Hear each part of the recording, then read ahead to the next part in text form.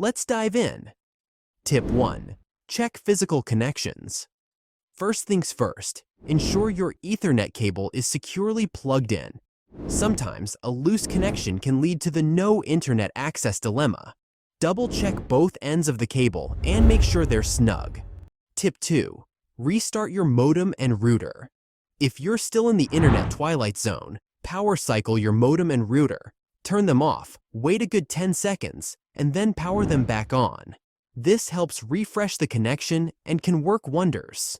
Tip 3. Update network drivers. Now, let's dive into software. Outdated or corrupted network drivers can cause connectivity issues. Head to the device manager, find your network adapter, right-click, and select Update Driver. It's a simple step, but often overlooked. Tip 4. Reset TCP/IP stack. For those digging deeper, resetting the TCP/IP stack can be a game changer. Open Command Prompt as an administrator and type netish IP reset. Hit Enter and then restart your PC. This can resolve network-related issues. Tip 5. Disable IPv6. Another trick up our sleeves, disable IPv6.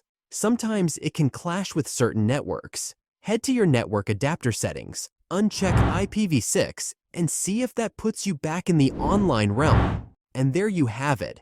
The 2023 fix for Ethernet connected but no internet access on Windows 10 or 11.